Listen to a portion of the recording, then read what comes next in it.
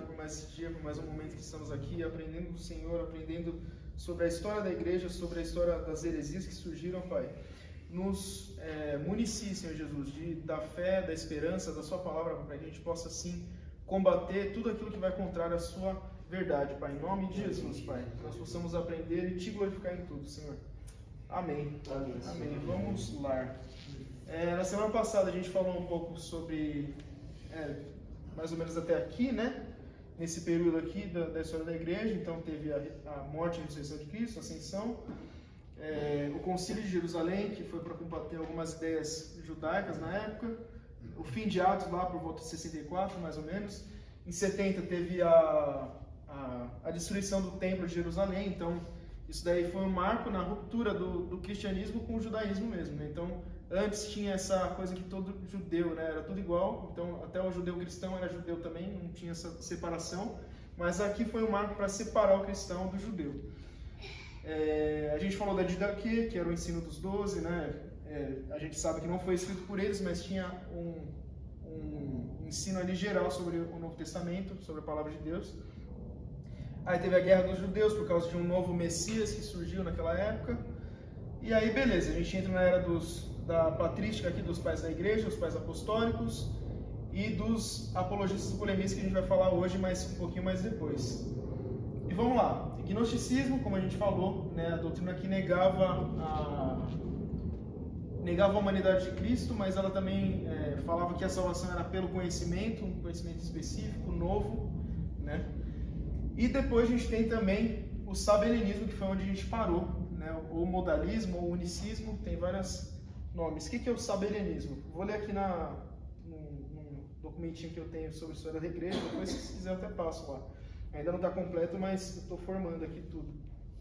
Então vamos lá. Heresia do unicismo, sabelianismo, monarquianismo ou modalismo, é tudo a mesma coisa basicamente. Não se originou como uma forma de sofisma, mas com uma preocupação que parecia ser válida, né?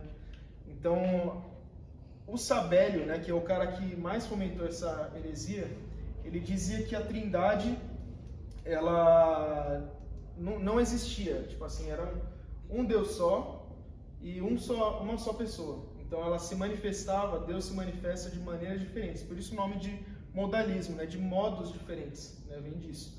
Então Deus ele se manifesta como Pai, ele se manifesta como Filho, ele se manifesta como Espírito Santo, né? Então, o que acontece? Eu estou até com a camiseta aqui trajado, porque eu vou falar disso, né? Então, o que a gente tem que entender? O Pai é Deus, o Filho é Deus, o Espírito Santo é Deus.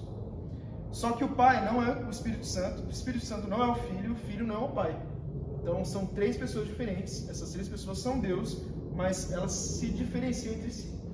O que Saber vai falar? Que o Pai é o Filho, que o Filho é o Espírito Santo é o Pai, é uma coisa só, é tudo igual. Então ele pega a doutrina da Trindade, ele, né, perverte ela, né? E um ponto a considerar também sobre isso é que na época a gente não tinha o cânon do Novo Testamento afirmado pela igreja, né? Então tinha as cartas, tinha os livros, tinha tudo, corria ali pela igreja. Só que eles não tinham definido ali, o que é a palavra de Deus e o que não é, né? O que acontece é que muitas cartas que surgiram ali continham coisas que contradiziam o Antigo Testamento, continham coisas que se contradiziam por si mesmas, né? E isso daí foi exterminado depois e eles ficaram só com aquilo que era realmente derivado da doutrina apostólica, né? Daquilo que Paulo falava, daquilo que os apóstolos já falavam antigamente. E ficaram com aquilo que era em conformidade com o Antigo Testamento, né? Então a gente tem as cartas, né, de Paulo, tudo afirmado que foi Paulo que escreveu, é tudo comprovado isso, né? As cartas de João, as cartas de Pedro, a carta aos Hebreus, que tem um conteúdo que se alinha com o Antigo Testamento, ela não rejeita o Antigo Testamento.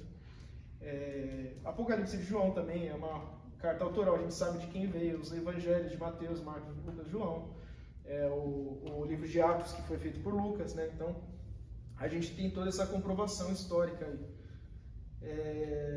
Vamos lá. Sobre o modalismo, sabelianismo e afins, né?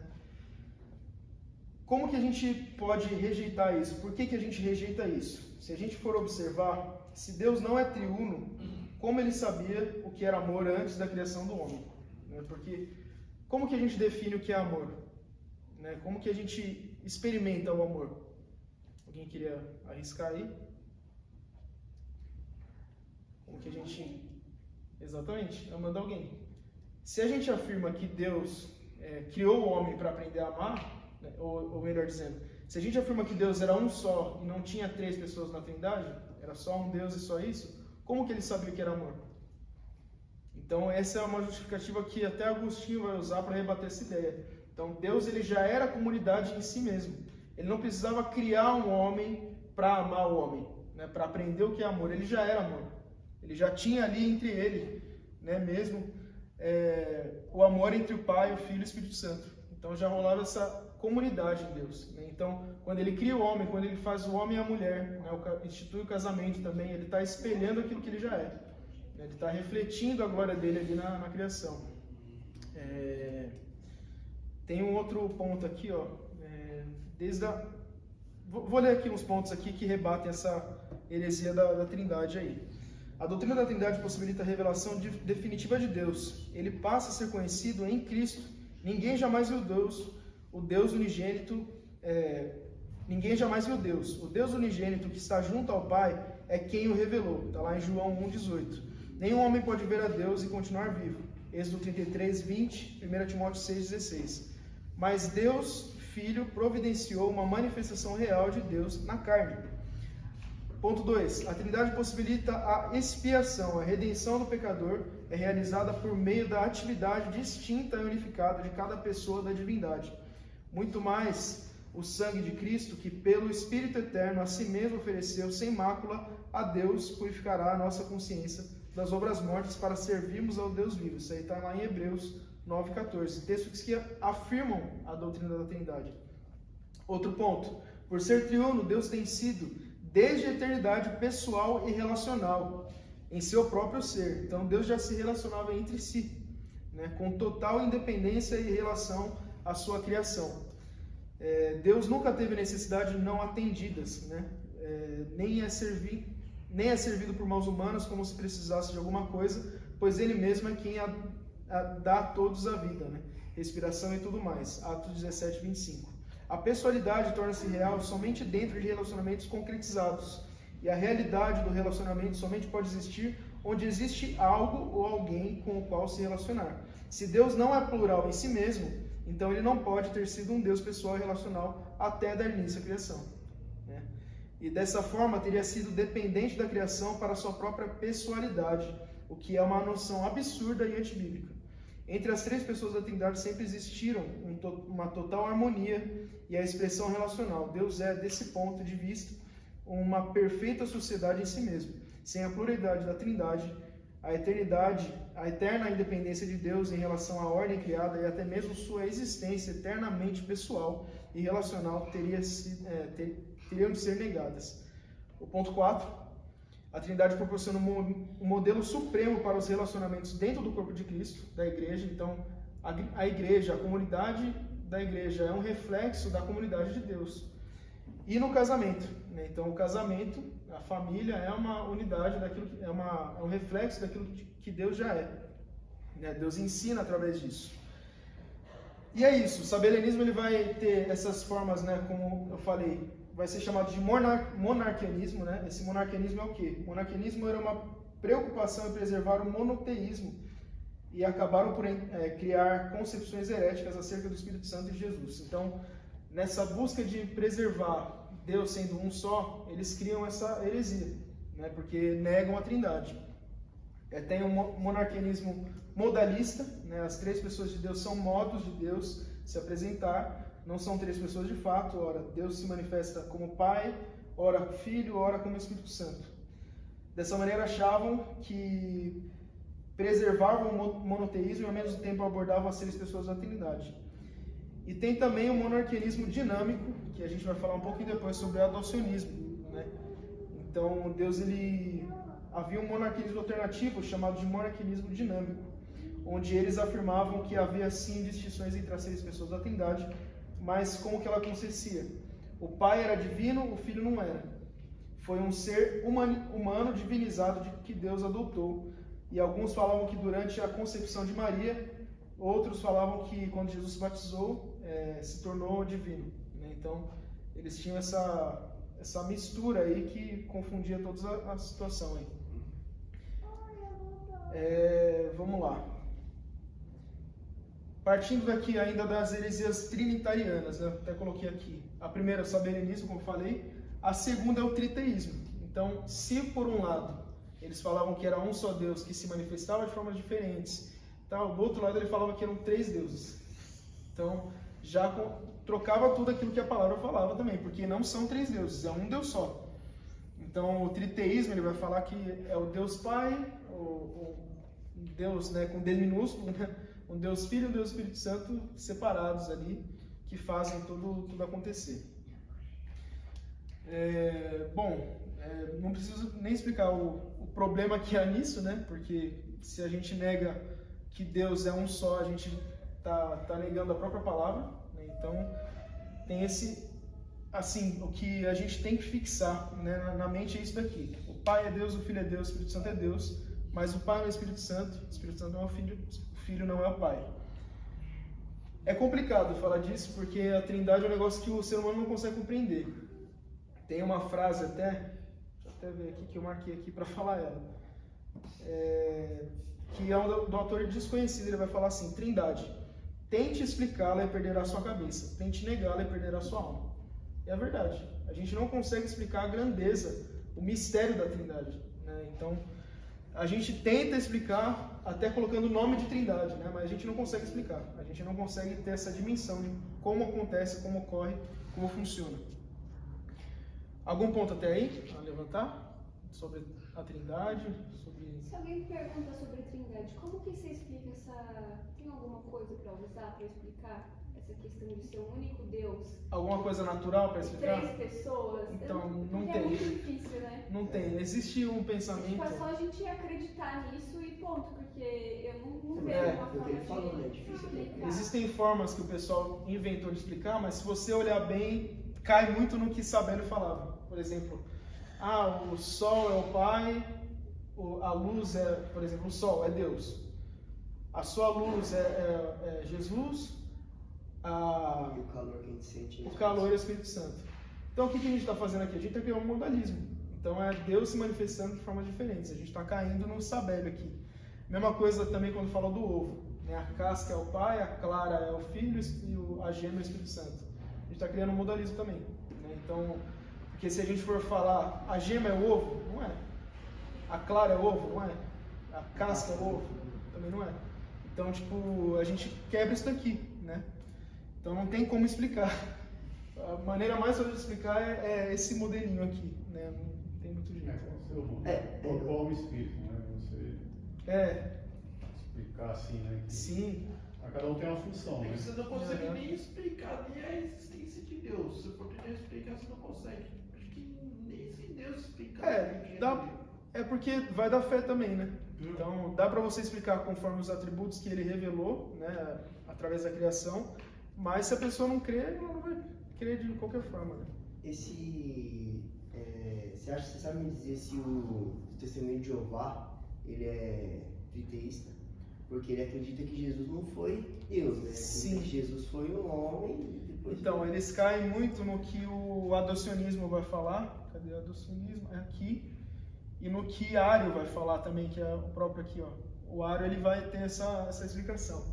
Eu vou chegar lá, Beleza. mas você vai ver que parece muito com o ensinamento do que o testemunho de Jeová vai ensinar. Olha, eu vou pedir só para você ficar mais perto aqui. Pra você ver se parar de gravar, você dá um... Porque tem essa coisa. Só eu comentar que essa questão da Trindade, ela entra num grupinho da Bíblia que a gente chama de antinômio. O que é um antinômio? São 2 verdades que se contradizem. Imagina um trilho de um trem. O trilho de trem tem dois pontos. Então, a não ser que você vá para o Japão e vê um monotrilho, mas ele tem 2 trilhos. Os 2 nunca se encontram, mas os 2 trabalham junto para andar em cima. Isso é um antinômio na Bíblia. São 2 verdades que se contradizem. Uma delas é a Trindade, que Deus é uma única pessoa, mas nela reside 3 pessoas. Então, basicamente, na matemática de Deus, 1 mais 1 mais 1 é 1. Então, isso é um antinômio. Outro, por exemplo, é a soberania de Deus e a responsabilidade do homem. Deus é completamente soberano, mas o homem é responsável pelos seus atos. Outro antinômio, a pessoa de Cristo. Ele é 100% Deus e 100% homem. Então, são coisas que Deus não nos explica, não nos ensina e não deixa registrado. O porquê talvez seja uma questão de humildade, porque são coisas que a gente nunca vai ter capacidade de compreender. Então, talvez a gente nem mereça compreender. Então, entrar nessa categoria de antinômio, que são coisas que a Bíblia não explica, mas ela diz que existe. Então, a gente crê que ela diz que existe, mas a gente nunca vai conseguir explicar. Como os cristãos antigamente vão dizer que a fé começa quando a razão termina. Então, quando a gente para de entender, aí sim começa a fé. Então, é por isso que existe coisas difíceis na Bíblia que nunca vão ter explicação. É o que explica o que tem em Deuteronômio, né? Falando que as coisas encobertas. As coisas encobertas cabem a Deus e as coisas descobertas cabem aos homens. Exatamente. Isso aí. E aí, seguindo, né? Aqui a gente falou sobre as heresias trinitarianas e a gente começa aqui a falar sobre as heresias sobre Cristo. Você vê que não são poucas, né? Todo esse compêndio aqui é sobre Cristo, né? Então, sobre a pessoa de Cristo eles vão falar coisas diferentes. A primeira delas aqui eu coloquei o adocionismo ou ebionismo, né? Que vai falar o quê? Que nega a divindade de Cristo. Então, Cristo não era Deus. Ele era um homem que foi adotado por Deus. Por isso esse nome adocionismo, de adoção, né? Então fala que esse homem ele foi levado por Deus para ser o Messias prometido lá do Antigo Testamento. Mas eles não vão afirmar que Cristo é Deus. É só um homem escolhido por Deus ali para desempenhar o processo de salvação. Qual que é o problema disso? Se Cristo não é Deus, como é que ele salva a humanidade? Não tem como, porque a salvação pertence ao Senhor. Mesmo que Deus escolhesse, né?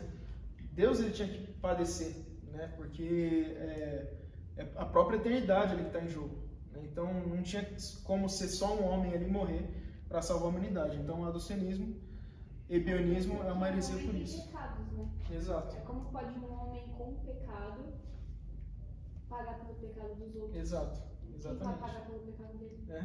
Pois é. Então não tem como, né? O próprio nome de Jesus, Yeshua, né? Ele tem esse significado, Jeová salva, né? Yahvé, Jeová salva. Então o nome ali é Deus salvando a humanidade, é Deus remindo o povo, né? Depois do adocionismo a gente tem também o docetismo, ou arianismo, que é a doutrina de Ario, né? A doutrina herética de Ario. Essa heresia aí, ela vai falar que Jesus não era Deus como Pai. Então, tipo assim, se o ebionismo falava que Jesus não era Deus, Ario vai falar assim, não, ele é Deus, mas ele é um Deus menor. Ele é um Deus não como o Pai é. Então, já quebra isso aqui também, porque Jesus é tão Deus quanto o Pai, né, quanto o Espírito Santo. Então, o que ele falava? Que, só para explicar um pouco o contexto, né? Esse Ario ele era o chefe da escola catequética de Alexandria. Ele que ensinava as pessoas, então ele vai disseminar essa ideia. Ele faz músicas a respeito de Jesus, né? Só que como sendo humano, como sendo menor que Deus, né? E isso daí vai se proliferar ali no contexto ali da igreja antiga, né? As influências que ele recebe é de Luciano de Antioquia, Orígenes, que era até um mártir, né? E da filosofia grega também. Então ele vai beber muito dessas fontes e vai disseminar essa heresia. Jesus é um ser muito elevado, mas não está ao pé de igualdade ao Pai. Ele está subordinado ao Pai e foi criado pelo Pai. É isso que ele vai falar. Então, Jesus foi criado. Ele é o primogênito da criação, como fala em Colossenses, mas ele entende isso como sendo Jesus sendo uma criatura de Deus, uma criatura do Pai. Uma criatura diferente do ser humano, mas uma criatura. Quando, na verdade, Jesus ele é gerado por Deus. Tem um livro do C.S. Lewis que ele vai falar, é o Cristianismo Puro e Simples, clássico, né? Eu acho que é o mais clássico do C.S. Lewis, que ele vai falar a diferença de criar e gerar, né? Então, o ser humano ele tem a habilidade para criar, assim como Deus tem, né? Deus comunicou esse atributo ao ser humano, essa capacidade de criação. O ser humano ele pode criar um pedestal aqui, um púlpito, ele pode criar um celular, ele pode criar um robô, mas ele jamais pode criar um ser humano. Ele pode fazer algo muito parecido com um robô ali todo tecnológico, mas será uma criação, não será igual ao ser humano.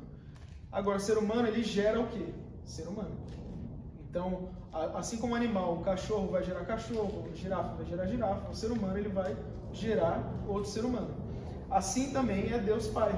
Se Deus Pai gera Deus também. Então, se Deus gera, ele vai gerar Deus.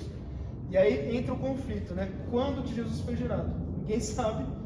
Ele sempre existiu, desde a eternidade, desde quando o Pai já era, Jesus também já era. Então, ele foi gerado na eternidade. A explicação que Agostinho vai dar é essa. Ele foi gerado na eternidade. É um negócio que a gente não compreende também, mas sempre foi Cristo, né? Sempre foi Deus. De maneira que o Pai nunca foi não Pai, sabe? Tipo, ele sempre foi Pai. E o Filho sempre foi Filho, o Espírito Santo sempre foi Espírito Santo.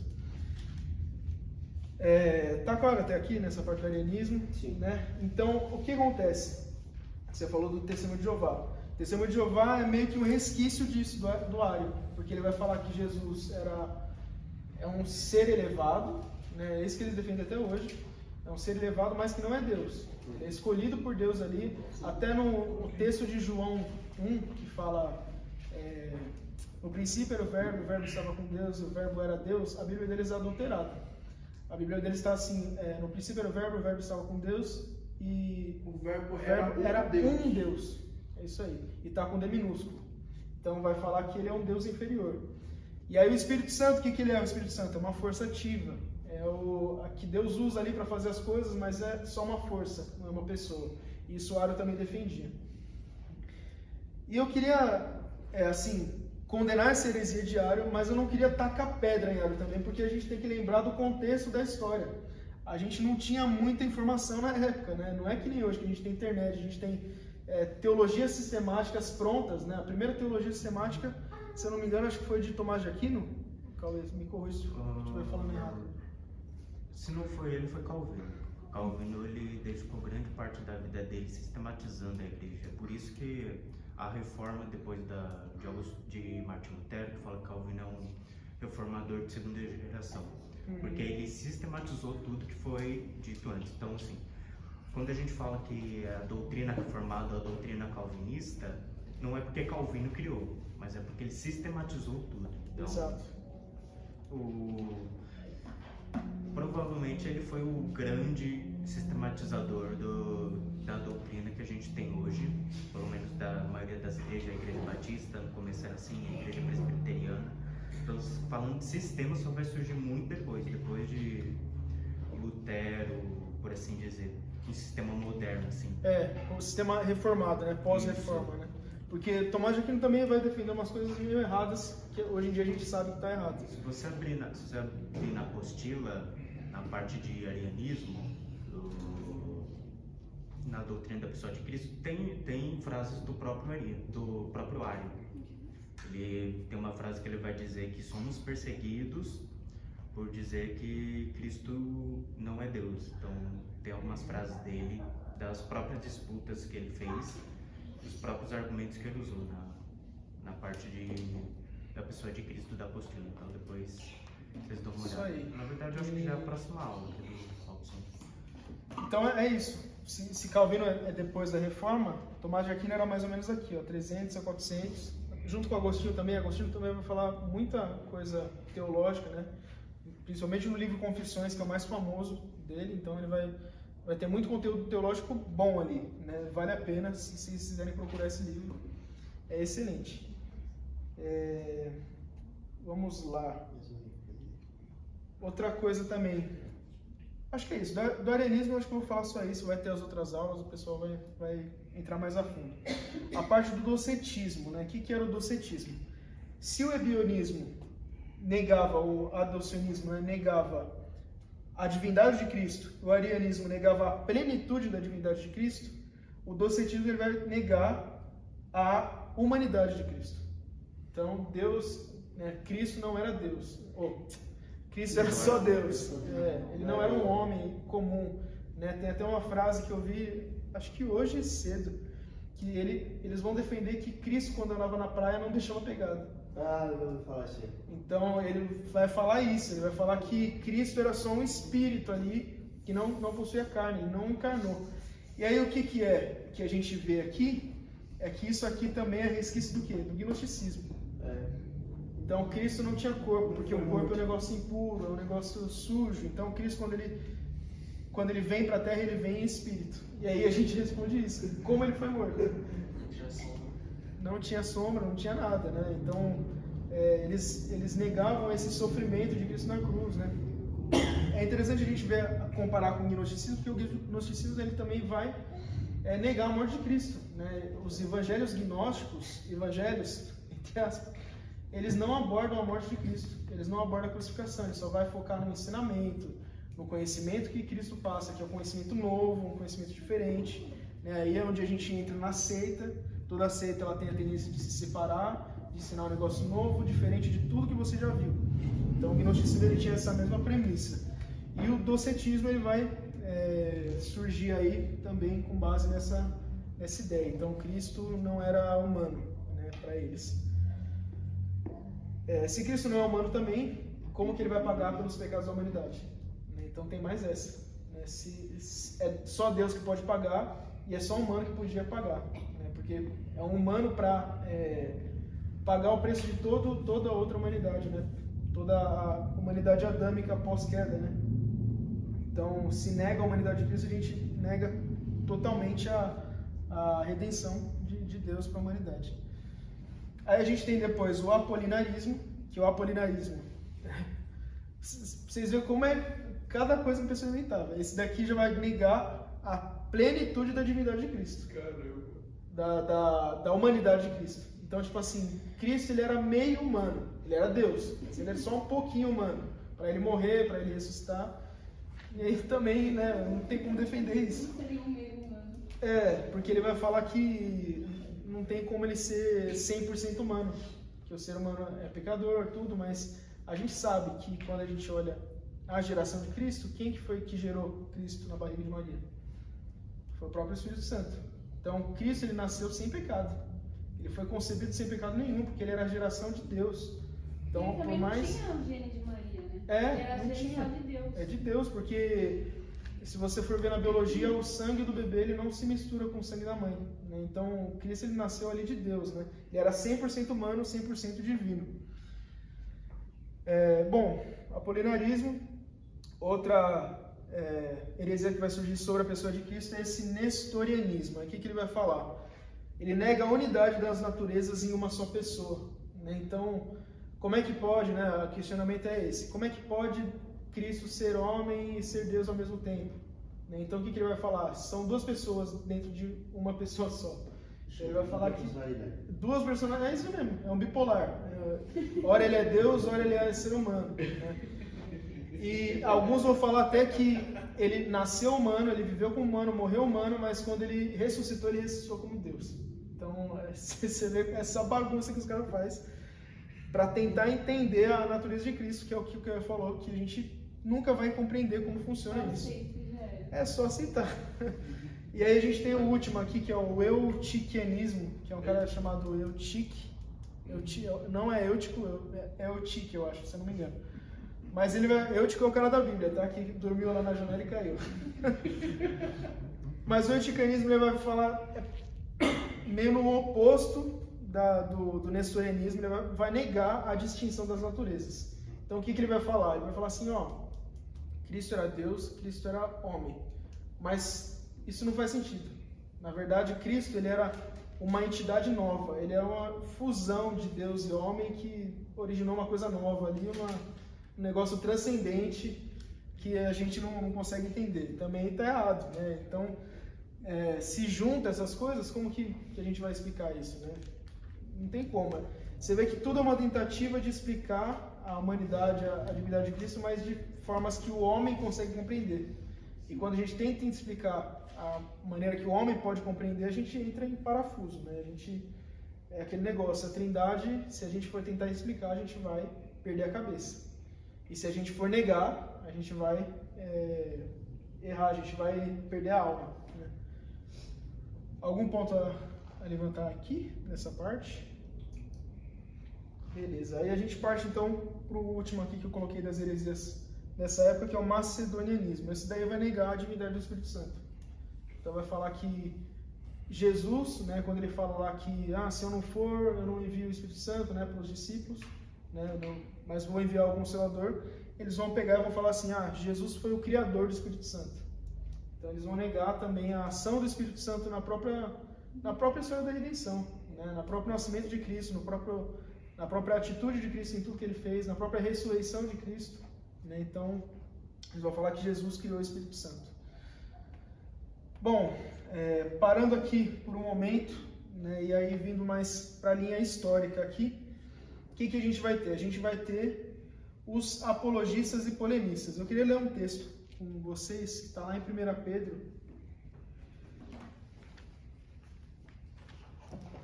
É, 3, a partir do 14 e 15.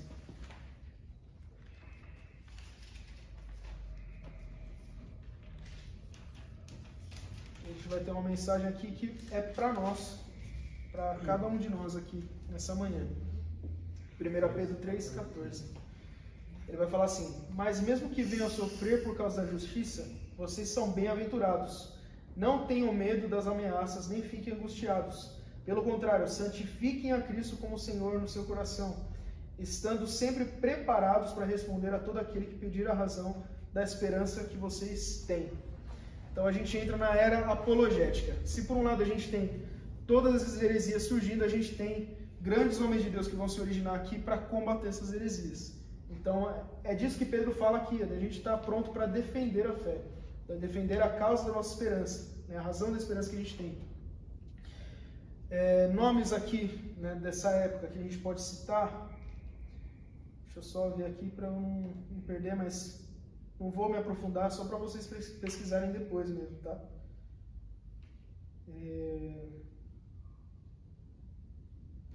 Peraí. A gente tem Quadrato, que ele vai fazer uma carta, né, contra aquilo que estava sendo falado sobre os cristãos pelo Império Romano. Então ele vai combater as coisas que os de fora falam. Né? Então a primeira defesa que a gente tem dos apologetas é essa, uma defesa contra as coisas que os ímpios estão falando sobre a igreja. Né? Então qual que é a função do apologeta? É fazer engolir a fé? O ímpio engolir a fé? Não é. É defender a fé daquilo que estão fazendo errado, né? Que estão falando errado sobre a fé.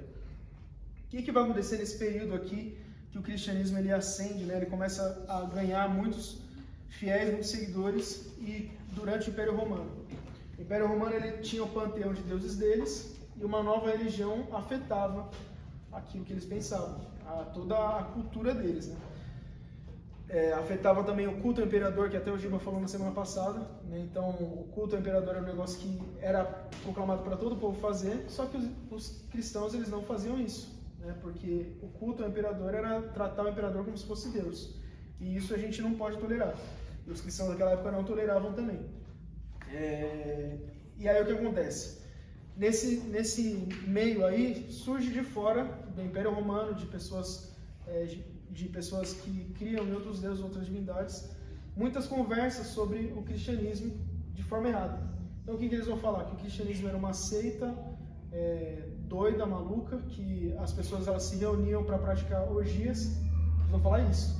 Né? O que eles fazem nessas reuniões secretas que eles têm? Né? Eles vão falar, eles se reúnem para fazer orgias. Você vê que eles espelhavam a própria atitude deles naquilo que os cristãos faziam. O que eles vão fazer nessas reuniões que eles fazem aí? Eles vão comer e beber de sangue de gente, né? Não fala que o pão é o corpo de Cristo, o vinho é o sangue de Cristo. Então eles vão pegar isso daí e vão falar assim, eles são canibais, eles matam pessoas e comem o corpo dela e bebem o sangue dela, né? Então, outra coisa também, o tratamento entre os cristãos era tudo de irmão, né? Então, de maneira que um casado chamava a mulher de irmã e a mulher chamava o marido de irmão. Então, eles vão falar assim, eles são, como é que é o nome? fugiu o nome, Eles praticam incestuosos. incesto. Eles praticam incesto. Eles se relacionam entre irmãos, né? Você vê como vai surgir tanta coisa para confrontar o cristianismo. E aí os apologetas, eles têm essa função de defender a fé, de falar qual que é a verdadeira fé diante disso, né? Então a gente tem dois tipos de apologetas. A gente tem os apologistas, né? Os apologetas que vão defender contra essas heresias, entre aspas, porque são ímpios falando mal sobre a religião cristã. E a gente tem os polemistas, né? Os polemistas são aqueles que vão combater as heresias de dentro da igreja. Então, até essa palavra polemistas, né? Polêmico, né? Então, eles vão causar um certo, né? Não é nesse sentido, mas um certo tipo de polêmica dentro da igreja, porque eles vão combater essas heresias. Então, eles vão combater o gnosticismo, vão combater o saberenismo, o triteísmo, o adocionismo, o arianismo, o docetismo, o apolinarismo, o nestorianismo, eutiquianismo e macedonianismo, né? Eles vão combater essas heresias aí, né? Grandes nomes aí que eu até estava citando, né? Dos apologistas: Quadrato, Aristão de Pela, Milcíades, Apolinário de Hierópolis, Melitão de Sardes, Aristides de Atenas, Justino de Roma, que é um que vai defender muito o cristianismo acerca do que o Império Romano está falando. E aí a gente tem Anetágoras de Atenas também, Teófilo de Antioquia, e aí a gente tem os polemistas que vão combater as heresias dentro da igreja, né? 3 nomes aí mais conhecidos: Irineu de Lyon, Tertuliano de Cartago e Anastásio de Alexandria. Então o Anastásio ele vai combater principalmente o arianismo, é ele quem vai pôr o ponto final num concílio que a igreja vai fazer contra a doutrina herética de Ário. O que mais que eu coloquei aqui? Como eu expliquei, a patrística, né, era dos pais da igreja, mártires aqui, então você vê como a igreja sofreu nesse período. Ao mesmo tempo que ela tinha que defender a fé contra os ímpios, ela tinha que defender a fé contra as heresias que estavam surgindo dentro da igreja, e ao mesmo tempo ela ainda sofria perseguição porque as pessoas matavam os cristãos, né? Então tem mais isso, né? Foi um período bem conturbado aí para a igreja. Coloquei esse negócio aqui, esse símbolo aqui é o Shirô, tá? É um símbolo que os primeiros cristãos eles usavam, é um X e um P, e aí do lado aqui tem um alfa e um ômega, né, que simbolizavam a Cristo, né? Então, até nas tumbas dos primeiros cristãos, eles colocaram esse símbolo para marcar quem que era cristão. Outro símbolo também que eles colocavam é aquele famoso peixinho lá, então eles colocavam esse peixinho para marcar, porque a palavra peixe, ela tinha, eu acho que essas 2 letras iniciais aqui, então eles faziam essa analogia, né? E por que um X e um P, né? Porque essa palavra aqui significa Christus.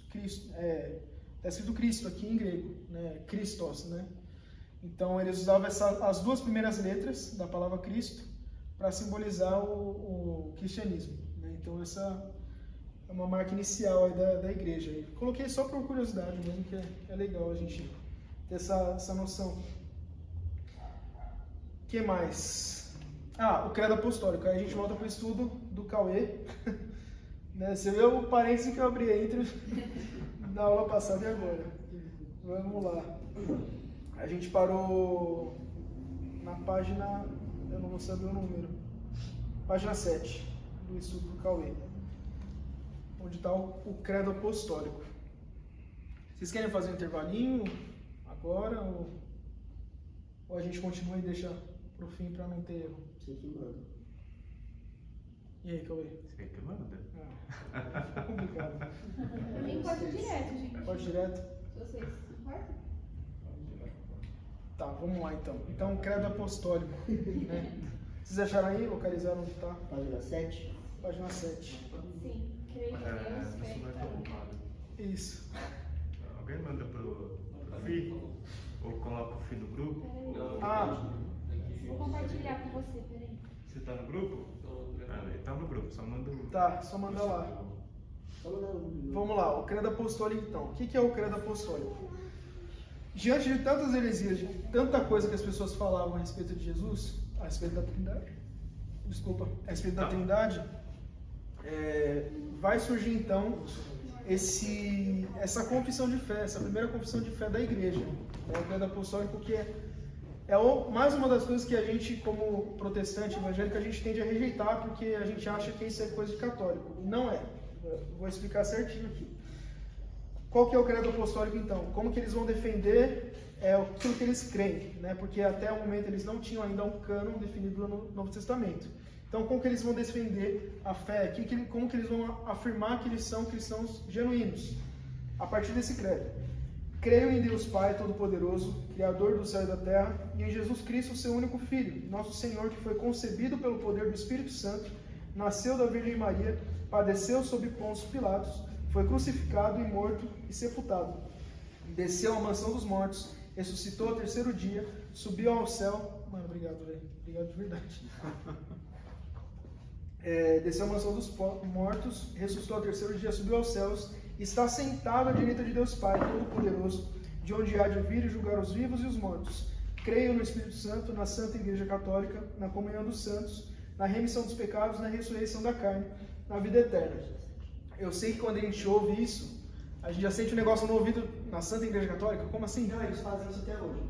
Eles Eles dizem, né? Eu vou fazer isso também toda vez. Nós lá perto da banheira e fazia o credo. Eu tinha que escutar a reza dele. Então, mas o credo, gente, ele é uma bênção, ele foi uma bênção para a igreja. Católico aqui não é o católico que a gente conhece hoje, porque a Igreja Católica Apostólica Romana ela vai surgir bem mais adiante aqui, ó, lá por volta de 300, depois de Constantino, depois de Teodósio. Então isso aqui é bem antes. Católico, por que católico? Porque a palavra católicos em grego, ela significa universal, geral. Então quando fala que creio na Santa Igreja Católica, né, ele está dizendo na igreja geral do mundo, né, espalhado pelo mundo, universal, né, de Cristo Jesus.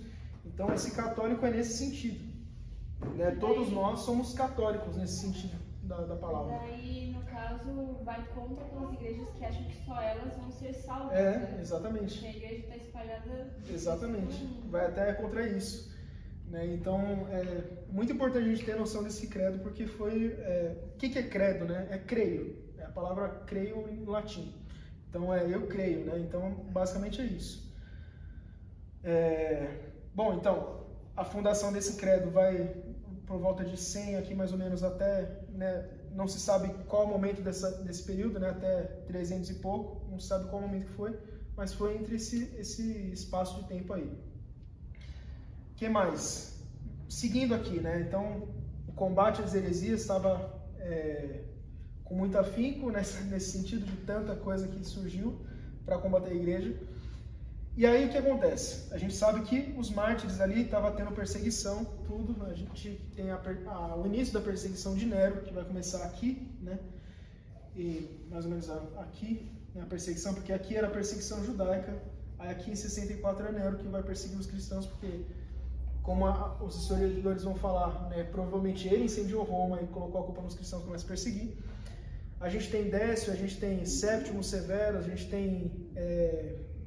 quem mais? O Diocleciano também, que foi considerado o pior perseguidor, foi o que mais perseguiu com fervor assim, a fé cristã. E depois a gente tem uma divisão no Império Romano entre 4 governantes, entre 4 imperadores. Um desses imperadores foi Constâncio. Esse ele já não perseguia tantos cristãos, ele já não ligava muito para isso, ele deixava tranquilo. A mulher dele, acho que é Helena, o nome da mulher dele, não vou lembrar, mas ela era cristã, ela se converteu ao cristianismo, né? E o filho, Constantino, aqui a gente entra, e em 313, deixa eu só confirmar se é isso mesmo,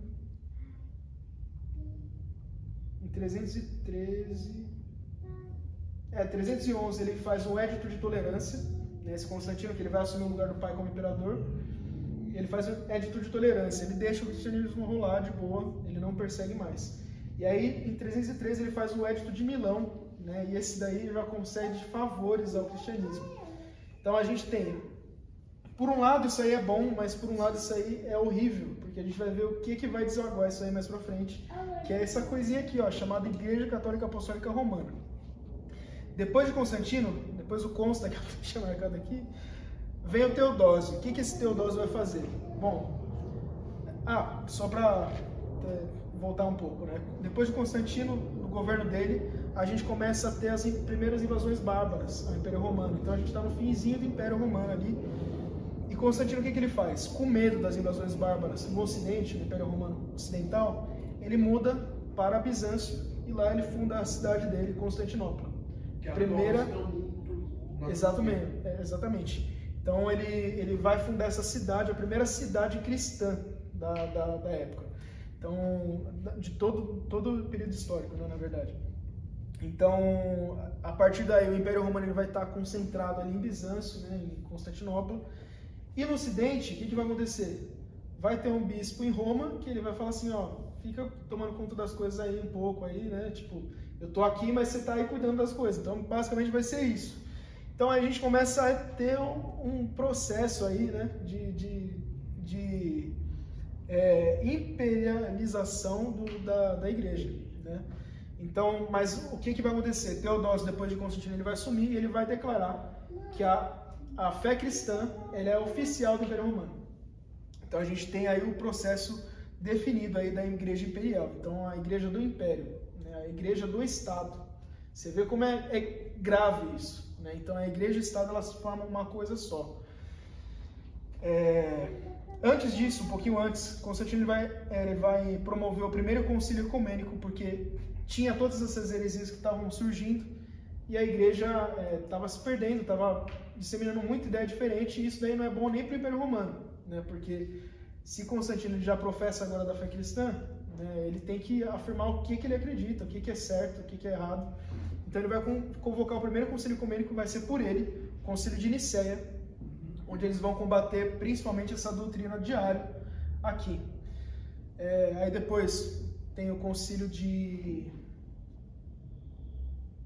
Nicéia, a gente tem o concílio de Constantinopla, a gente tem o concílio de Éfeso e Calcedônia, que são os 4 principais concílios ecumênicos. O que são esses concílios ecumênicos? São concílios, né, reuniões que eles fizeram com os bispos de outras localidades para discutir o que estava sendo pregado, as heresias que estavam sendo faladas, para combater isso. Então a gente tem várias, por exemplo, credos diferentes, né? A gente fala do credo apostólico, mas a gente tem o credo niceno, a gente tem o credo niceno-constantinopolitano, né, que é a mistura do niceno mais o de Constantinopla, tudo para acusar as heresias e falar o que é verdade. Até eu separei aqui o credo de Calcedônia, né, que eles vão combater essa parte da confusão entre as naturezas de Cristo, né, de divino e homem. Então eles vão falar assim, ó, no credo deles, né? Fiéis aos santos pais, todos nós perfeitamente unânimes, ensinamos que se deve confessar um só e mesmo Filho, nosso Senhor Jesus Cristo, perfeito quanto à divindade e perfeito quanto à humanidade, verdadeiramente Deus e verdadeiramente homem, constando de alma racional e de corpo consubstancial com o Pai, segundo a divindade, e consubstancial a nós, segundo a humanidade, em tudo semelhante a nós, excetuando o pecado, gerado segundo a divindade pelo Pai, antes de todos os séculos e nesses últimos dias, segundo a humanidade, por nós e para a nossa salvação, nascido da Virgem Maria, Mãe de Deus, um só e mesmo Cristo, Filho do Senhor unigênito. Cauê, tá gravando aí, mano? Tá? Tá redondinho ou tá quadrado? Calma. É que o meu ele para, velho. Tem que ficar... Mas beleza. Unigênito, que se deve confessar em 2 naturezas inconfundíveis, imutáveis, indivisíveis e inseparáveis. A distinção de naturezas, de modo algum, é anulada pela união. Antes é preservada a propriedade de cada natureza, concorrendo para formar uma só pessoa em uma substância, não separado nem dividido em 2 pessoas, mas um só e o mesmo Filho unigênito, Verbo de Deus, o Senhor Jesus Cristo, conforme as profecias desde o princípio acerca dele testemunharam. E o mesmo Senhor Jesus nos ensinou e o credo dos santos pais nos transmitiu, né? Então, você tem vários credos que eles vão colocando para reafirmar, né? Para ser uma confissão de fé contra essas heresias. No credo niceno, que foi o primeiro que combateu o arianismo, eles ainda vão falar assim, ó, qualquer que diz que houve um tempo em que o Filho não existiu, seja considerado anátema pela igreja. Então, eles tinham até excomungados, né? Então, começavam a assinar a doutrina herética, os caras eram excomungados, era considerado maldito, né? Anátema é maldito, né? Então, é interessante a gente saber disso. entre os concílios de Constantinopla e Éfeso, né, um dos 4 concílios aí, em 397 vai ter o concílio de Cartago. É um concílio menor, mas é onde Atanásio de Alexandria, na verdade não, um pouquinho antes, 60 anos antes, calma aí, peraí que eu tô confundindo as coisas. É isso. Atanásio ele vai apresentar nesse concílio um cânon do Novo Testamento. Ele vai apresentar, gente, ó, esses livros aqui, eles estão em conformidade com tudo que a gente prega, com a verdade da Escritura do Antigo Testamento, com a verdade que foi transmitida pelos apóstolos, e todas as igrejas elas usam basicamente esses livros, né? Então, nesse concílio ecumênico de Cartago, é onde eles vão definir o Novo Testamento. Definir não, vão reconhecer o Novo Testamento, né? Porque foi definido por Deus. É interessante a gente ver na história que Deus ele conduz tudo da maneira dele. A gente está falando que ano, mais ou menos? 397. Beleza. Mas, só para você ter noção, esses concílios eles demoravam muito tempo. Eles duravam anos, né? Tanto que quando Atanásio ele apresenta esse concílio, foi 60 anos antes deles aprovarem, né? Apresenta esse cânon do Novo Testamento. Teve outros cânones que foram surgindo antes disso, né? Mas esse foi o ponto final, ali onde eles definiram, ó, é isso, acabou, não vai ter mais alteração. Antes disso teve o cânon muratoriano, né? Que tinha alguns livros a mais, tinha o Pastor de Hermas, por exemplo, né? Que é um livro que, se você procurar na internet, você acha, mas é um livro muito conflituoso, porque umas profecias meio estranhas, né? Mas muita gente fala que é bom esse livro para a gente ter entendimento, né? Do que era o pensamento da época também. Uma pergunta. Nesse momento, esse Novo Testamento é igual ao nosso, não igual... Qual o nosso? Não igual ao da Católica hoje. O da Católica, o Novo Testamento é igualzinho. É o Velho. É o Velho Testamento que eles vão São acrescentar. 3 livros a mais, né? 7. 7 livros a mais. 7 livros a mais. 7 livros que eles colocaram no Conselho de Tetron na Itália. Exatamente, é isso aí. Bom, beleza. Concílios ecumênicos aqui eu acho que foi cânon do Novo Testamento. A gente entra então no período onde se encerra o Império Romano do Ocidente. Isso vai acontecer por causa do islamismo, que vai estar crescendo ali e vai também... não, do islamismo não, tô viajando.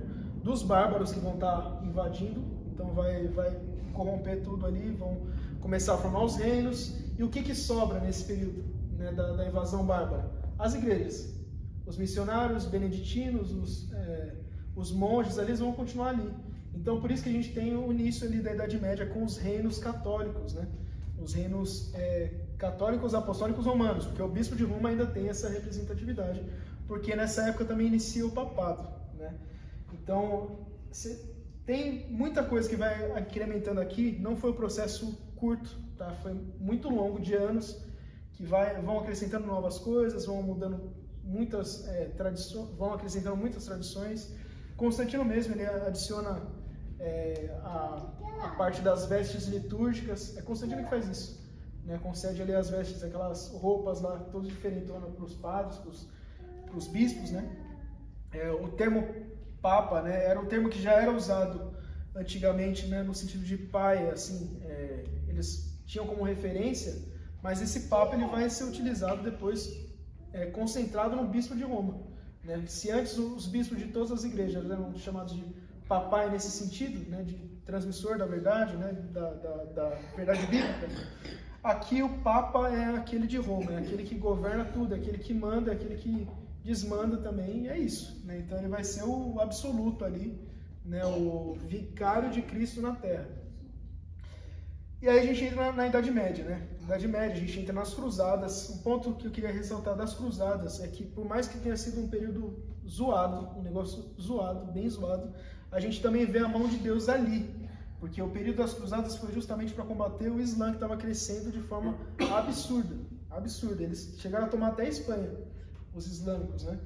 Então, quando eles tomam a Espanha e as Cruzadas ali, elas retomam a Espanha, ali foi a mão de Deus. Sim. Porque se não acontecesse isso, o que ia acontecer? Quem colonizou a América Latina, os povos aqui?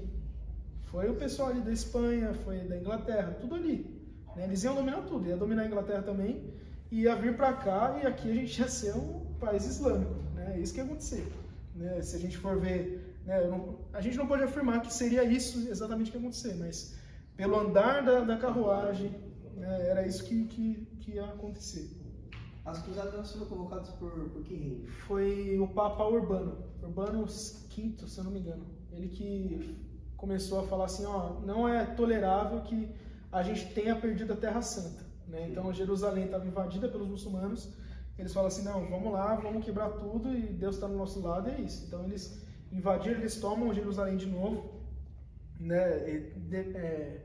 Até protegem as estradas lá para não ter mais invasões muçulmanas ali. E é isso, né? O Islã ele surgiu, alguém sabe o surgimento do Islã como é que foi, mais ou menos? Não. Maomé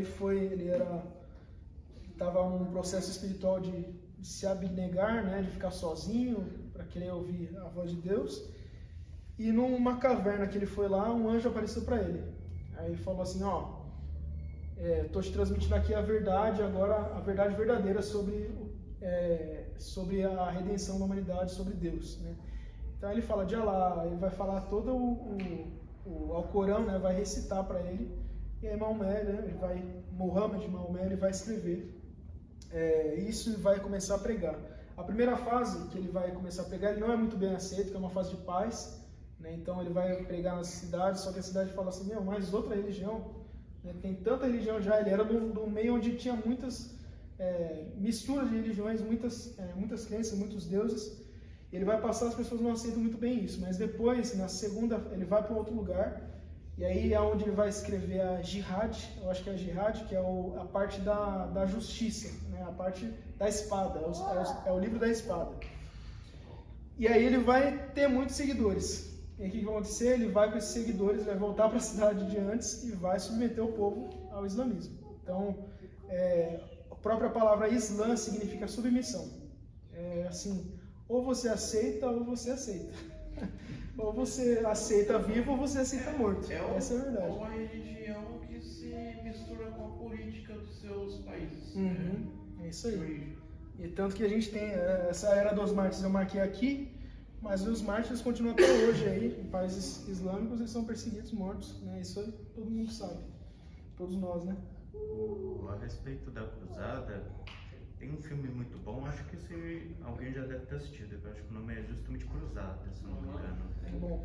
É um filme muito bom que fala da primeira, uma das percas de Jerusalém, da Terra Santa, para a mão dos muçulmanos. E é uma história muito bonita. Aconselho quem quer saber mais sobre essas cruzadas, sobre o período histórico, como eles pensavam, como eles encaravam as guerras santas, é um bom filme para se ver. Outro filme bom também é O Nome da Rosa. Mas aí é só um pouquinho antigo, né? Mas... Vamos só continuar aqui para... O Islã, ele tem alguma característica de cristianismo ou nada? Então, muita coisa do Antigo Testamento eles têm no Alcorão. Eles falam, eles acreditam em Moisés, eles falam que a religião ela foi pervertida a partir de Cristo ali, né? Eles não acreditam que Cristo seja o... Sim, eles acreditam que Cristo é o enviado de Deus, mas que ele não é o Messias deles, né? Então ele subiu ao céu, mas ele não revelou tudo. A revelação total veio por meio desse anjo que falou para Maomé. O Mas fala que vem da islamismo, parte de Ismael também, né? Também tem isso. Então eles rejeitam a parte judaica, eles vão crer naquilo que os povos ali Eles de aceitam Ismael, que Isaac... Eles são os descendentes de Cão. eles vão falar que a terra prometida é deles, na verdade. Não é do povo de Israel. Isaac ficou filho da promessa, eles creem como É isso mesmo. mais fogo primogênito. Por isso que tem essa guerra toda lá. por causa desses motivos, o que acontece aqui em Israel, porque Israel ele é basicamente o centro religioso do Islã, do catolicismo e do cristianismo. Então é uma guerra constante ali, porque todo mundo quer aquela terra, né, até onde Cristo viveu. E são por conta dessa semelhança que muitas pessoas acreditam que o islamismo é uma forma diferente de cristianismo.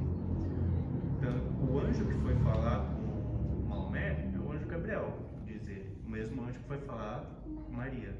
Então, assim, tem muita semelhança. Então, eles enxergam o cristianismo de uma outra perspectiva. É isso que eu ia perguntar, eles esperam alguém que traga uma redenção para eles, mas é uma redenção de guerra, é mais ou menos isso. Né? Eles creem que Jesus e esse daí, né, é a mesma pessoa.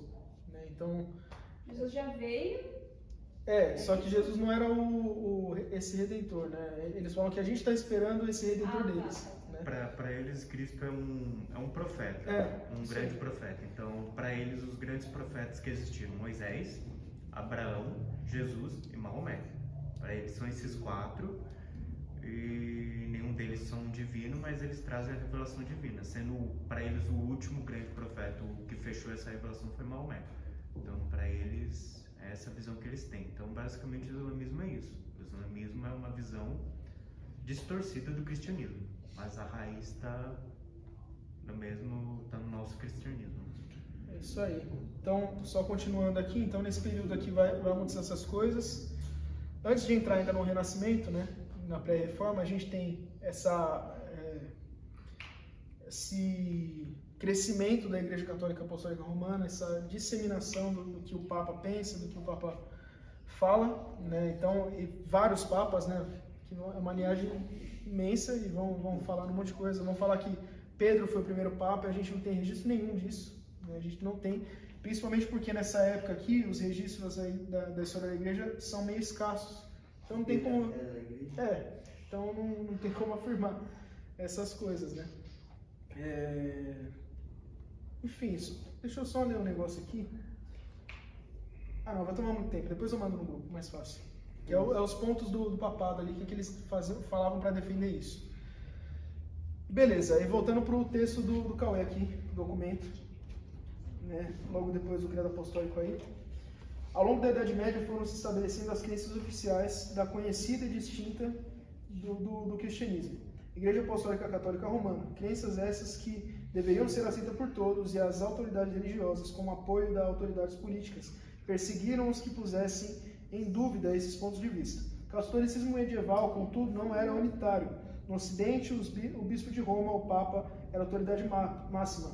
No Oriente, vivia-se um catolicismo gerando um cisma entre os católicos, seguidores do Papa Romano, e os ortodoxos do Oriente, que deviam seguir as formas mais antigas do cristianismo. Essas diferenças permanecem até hoje. Então a gente tem essa diferença da Igreja do Ocidente e a Igreja do Oriente. O que acontece? Em determinada altura do campeonato ali, né, o bispo do Oriente ali eu não lembro o local, mas enfim, ele vai se conflitar com o Papa de Roma.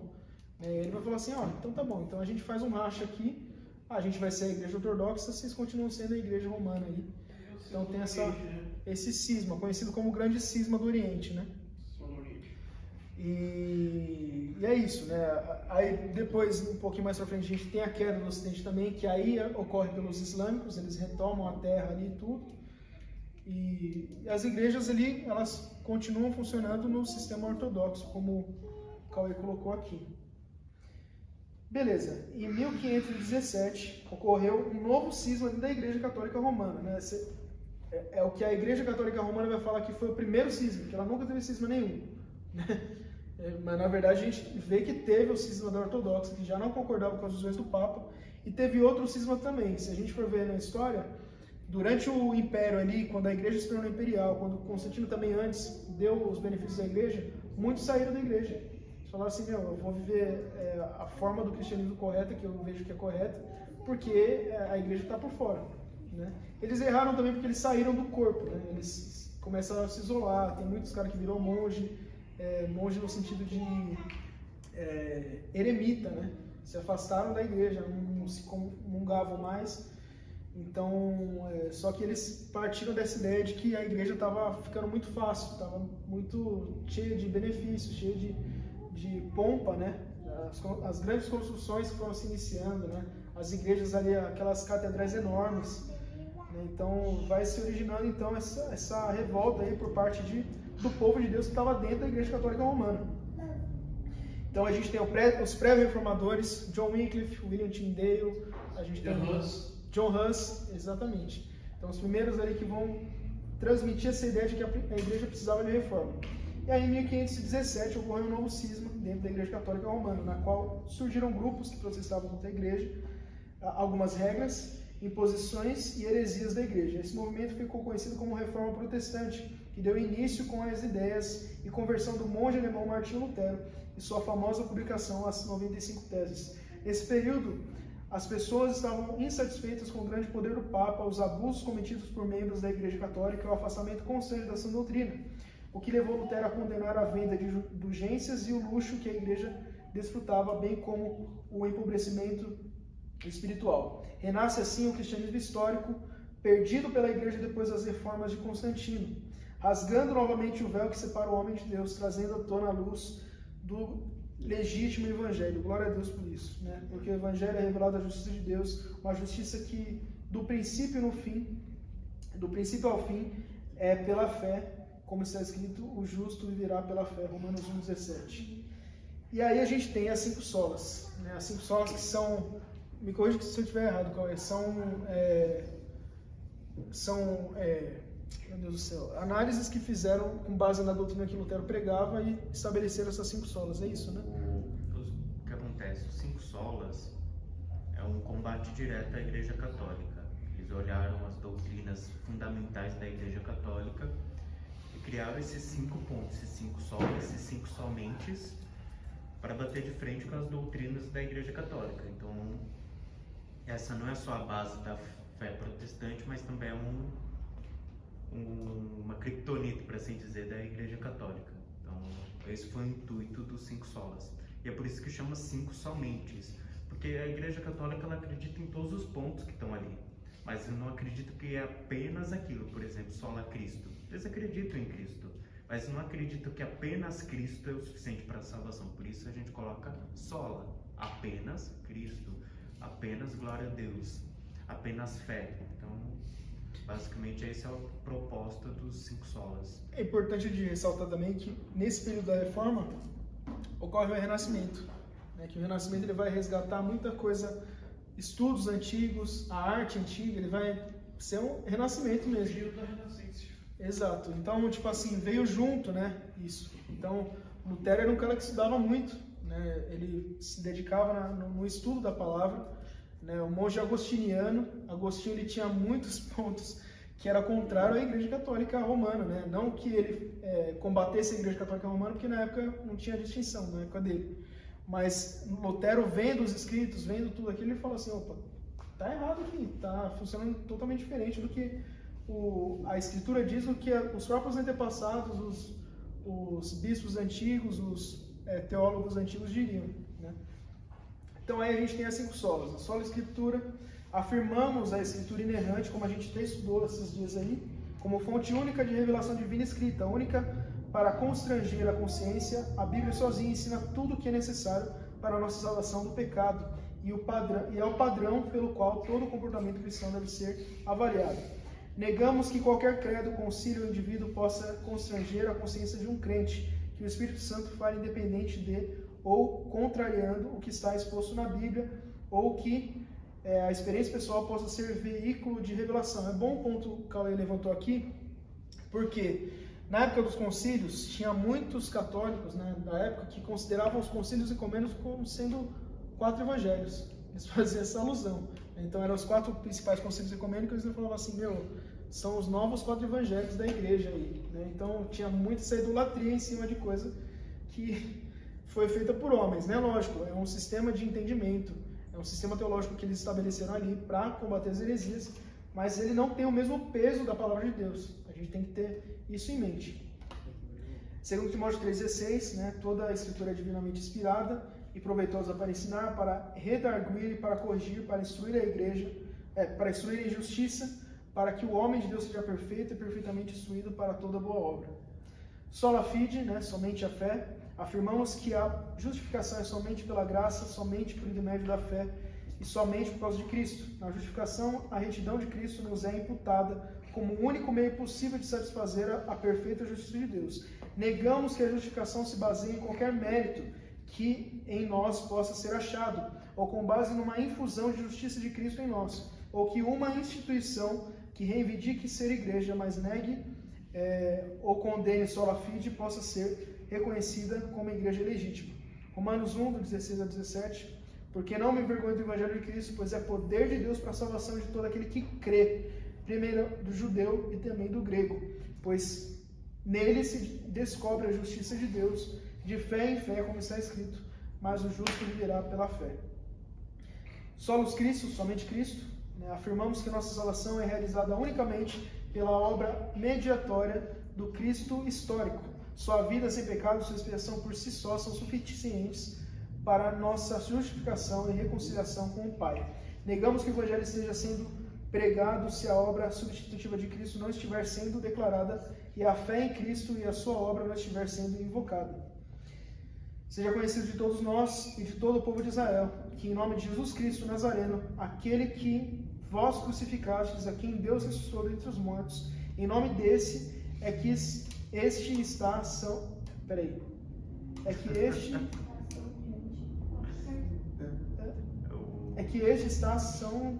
estação diante de vós. Ele Almeida corrigida, ela usa um português. Ele estação, tá certo. Diante de vós. Ele é a pedra que foi rejeitada por vós, os edificadores, a qual foi posta por cabeça de esquina. E em nenhum outro há salvação, porque também debaixo do céu nenhum outro nome há dado entre os homens pelo qual devamos ser salvos. Isso aí já quebra a doutrina católica do Papa, né? Sola gratia, somente a graça. Afirmamos que a salvação, que na salvação somos resgatados da ira de Deus unicamente pela sua graça. A obra sobrenatural do Espírito Santo é que nos leva a Cristo, soltando-nos de nossa servidão de pecado, ao pecado, e erguendo-nos da morte espiritual à vida espiritual. Negamos que a salvação seja em qualquer sentido obra humana. Os métodos, técnicas ou estratégias humanas por si só não podem realizar essa transformação. A fé não é produzida pela nossa natureza não regenerada. Romanos 3, porque todos pecaram e destituídos estão da glória de Deus, sendo justificados gratuitamente pela sua graça, pela redenção que há em Cristo Jesus. E aí, para finalizar, glória somente a Deus, só lhe deu glória. Afirmamos que, como a salvação é de Deus e realizada por Deus, ela é para a glória de Deus e devemos glorificá-lo sempre. Devemos viver nossa vida inteira perante a face de Deus, sob a autoridade de Deus e para a sua glória somente. Negamos que possamos apropriadamente glorificar a Deus se o nosso culto for confundido com entretenimento, se negligenciarmos ou a lei ou o evangelho em nossa pregação, ou se permitirmos que o antropocentrismo, a autoestima e a autorrealização se tornem opções alternativas ao evangelho. Romanos 11, né? Porque dele, por ele e para ele são todas as coisas. Glória, pois, a ele eternamente. E amém. Glória a Deus. Já deu tempo aí. Pode falar. Perguntinha. Não sei se vocês vão saber responder, porque eu era católico e não sei responder. Quando que, por exemplo, a imagem de Maria ou a construção de santos se tornou tão importante para a Igreja Católica Romana, na qual eles têm a visão de que não necessita só de Cristo, mas eu preciso de uma intercessão de um santo para comunicar com Deus. A idolatria aos santos, né? Eles não creem que os santos eles podem trazer redenção, né? Mas eles creem que os santos eles podem ouvir orações, essas coisas, né? Foi combatido durante uma época antes até da Reforma. Isso já existia. Já antes da Reforma já tinha tipo, nesse período aqui que começou a institucionalizar a igreja como sendo Estado, começou a vir um monte de coisa, focar um monte de coisa. E foi combatida essa questão da dulia e da... não vou lembrar. Mas, assim, o que os católicos que professavam a idolatria falavam? Eles falavam assim, não é uma idolatria, é uma veneração. O que é veneração? Uma admiração, uma honra que a gente dá a esses homens, essas mulheres que viveram antes de nós, que foram santos em vida, né? Foram piedosos e tal. Aí o outro lado vai falar assim, não concordo com isso porque isso aí é idolatria, né? Mas eles vão falar, não é. Tem uma diferença de palavras aí que eu não lembro o nome. Eles escapam disso daí, eles têm sempre essa base de falar isso. Tem um amigo meu, que eu converso muito com ele pelo WhatsApp, que ele é católico apostólico romano, e ele fala muito sobre isso.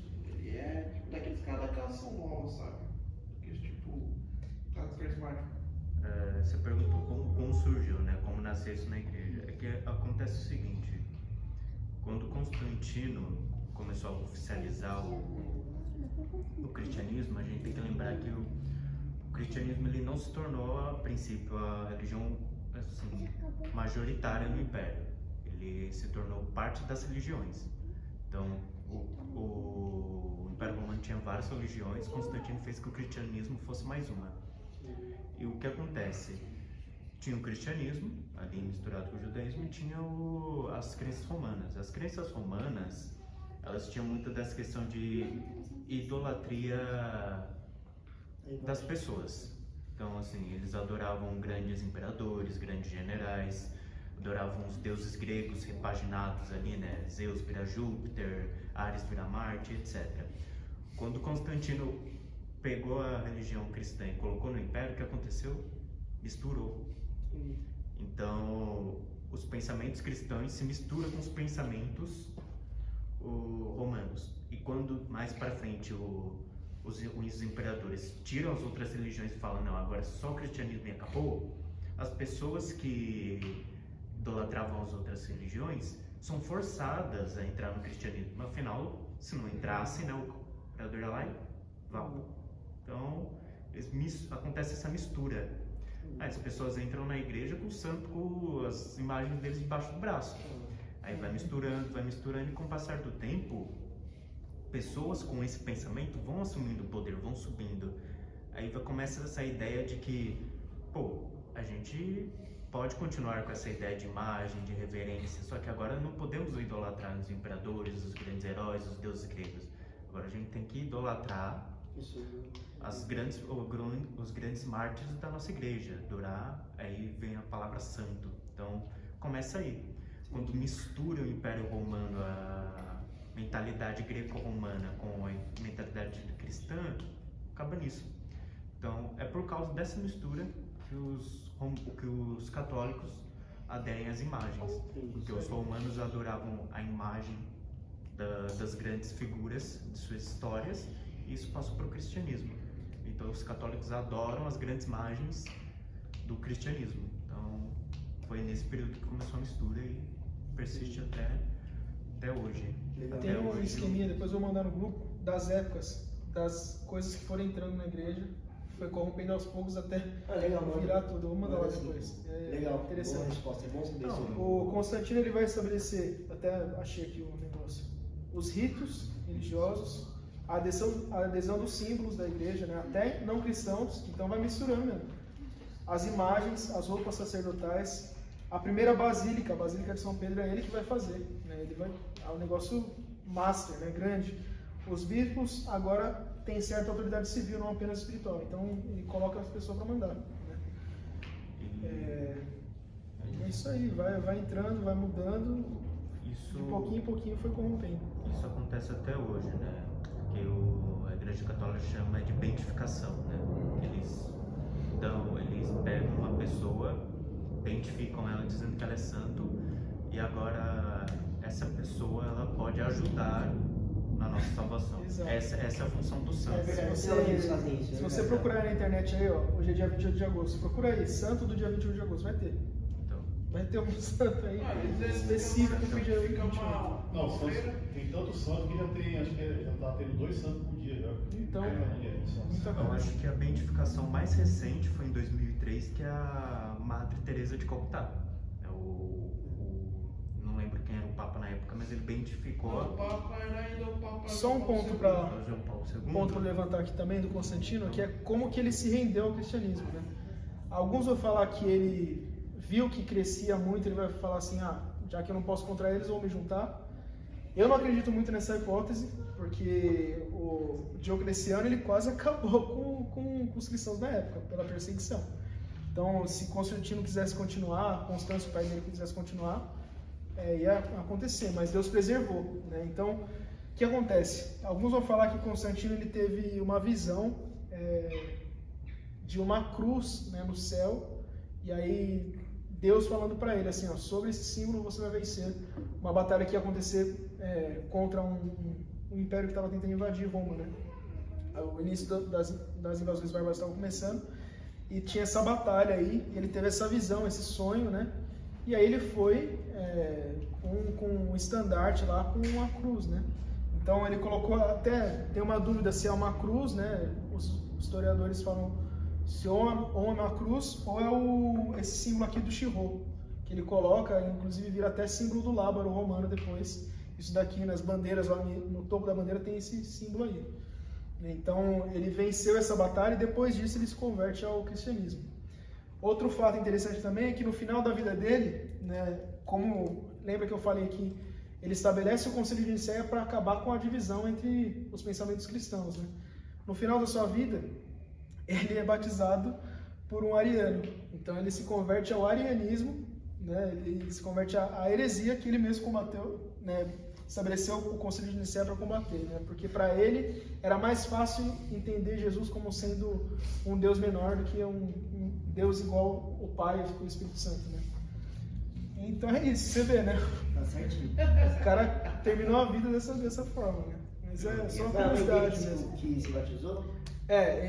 O que os historiadores vão falar é que a mãe dele já era cristã. Sim. Já era... Isso acontecia muito. Hoje a gente tem que dar graças a Deus por cada mulher, porque as mulheres literalmente levaram o cristianismo nas costas. Durante todo esse período difícil foram elas que levaram nas costas. Não só depois da morte de Cristo, mas durante a vida de Cristo. O próprio Lucas vai dizer que as mulheres andavam com Cristo do início do ministério até o final. No final, todos os apóstolos correram, né? Certo, João que estava ali nos pés da cruz, todos os apóstolos correram, as únicas pessoas que estavam com Cristo eram as mulheres. Elas ficaram com Jesus do início da sua crucificação até a morte, foram até o corpo dele, viram onde estava enterrado, então assim.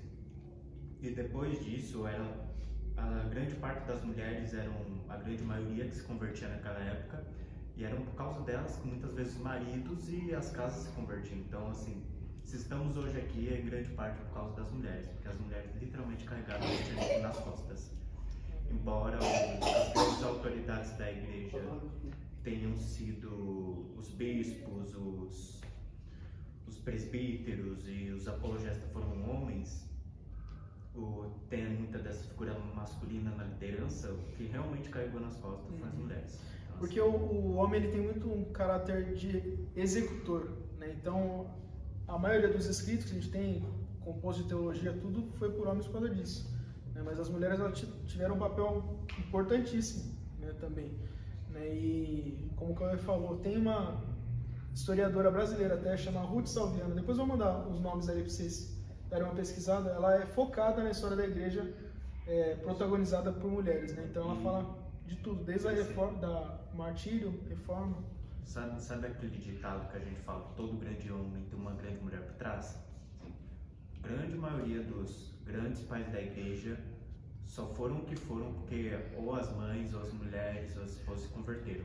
Então, o próprio Martinho Lutero vai dizer que ele aprendeu mais em um ano de casado com a esposa dele do que toda a vida como monge. Então, O Agostinho, né? a mãe... Não, eu tô falando sim. assim, eu tô dando outro exemplo. O Agostinho, a mãe dele, né, a Mônica, né, que ele cita nas Confissões, é a que mais incutiu o cristianismo na vida dele. Exatamente. Então, o pai dele queria que ele trabalhasse, que ele se desse bem na vida, que fosse um sucesso financeiro, tudo, mas a mãe dele lá era quem cuidava, e ele foi depois, voltou ao cristianismo muito por causa daquilo que a mãe dele falava. O apóstolo Paulo, quando ele vai falar para Timóteo, ele fala para Timóteo sobre para se lembrar das doutrinas que a mãe, se não me engano, a avó de Timóteo ensinou para ele. Mãe Eunice Lloyd, por favor. Porque Timóteo se converteu e se tornou o que ele é hoje por causa da mãe e da avó, né? Então assim, mamães estão de parabéns, vocês John Wesley também. Tendo que vocês são os pilares dos seus filhos. Então assim, Tem coisa. é engraçado que um homem convertido ele alcança muita gente, mas uma mulher convertida, assim, muda o mundo. Não diretamente, mas, né, indiretamente ali, cuidando dos Dentro filhos. das Então, suas assim, casas, né? exatamente. A gente tem uma imagem muito idealizada hoje para a mulher ser alguma coisa, para ter empoderamento, tem que ter trabalho, tem que ter dona de empresa e tudo mais. Mas não é isso que a história nos diz. As maiores heroínas foram mães. Mães que dedicaram a vida para colocar coisas decentes na cabeça dos filhos, e esses filhos mudaram o mundo. Então, parabéns, mamães. A gente volta Como no... diria o provérbio, mulher virtuosa, quem achará? Tanto que essa palavra de provérbios, essa palavra não é a palavra mulher que está escrita, é a palavra guerreira. Então, basicamente, o provérbio está dizendo uma guerreira virtuosa, quem a encontrará? E quando você vê a descrição dessa guerreira, você vê o quê? Uma mãe de família. Então, meus parabéns. Sintam-se felizes por serem mamães. A gente volta na frase lá. Os filhos, eles não são o trabalho. Eles não dão trabalho, eles são o bom trabalho. Né? Exatamente. É isso aí, amém, gente. Já é 11h20 já, desculpe. Quer falar alguma coisa, gente? Eu não sei quem ganhou o livro do Dia dos... Provavelmente foram os pais que ganhou, né? O livro da igreja, do Conversando com Deus, do Baxter. Ele fala sobre o abandono dos amigos e faz esse contraponto com os discípulos com Jesus. Então é muito bom você ler. Ótimo. É isso aí, amém, gente. Senhor Jesus, muito obrigado, Pai, porque finalizamos esse estudo, Senhor Jesus. Deu tempo, muito obrigado. Guia-nos, Pai, em segurança para as nossas casas e que tudo que o Senhor falou através de cada vida aqui, Senhor, venha frutificar na nossa vida, na vida do nosso próximo, Senhor Jesus. Que a gente possa, sim, estar preparado, Pai, para combater qualquer tipo de heresia, qualquer coisa que vai contra a Sua palavra, Senhor. Em nome de Jesus, nós te pedimos, te agradecemos, Pai, que Seu nome seja glorificado através de nossas vidas, Pai. Amém. Amém. Amém. Isso aí.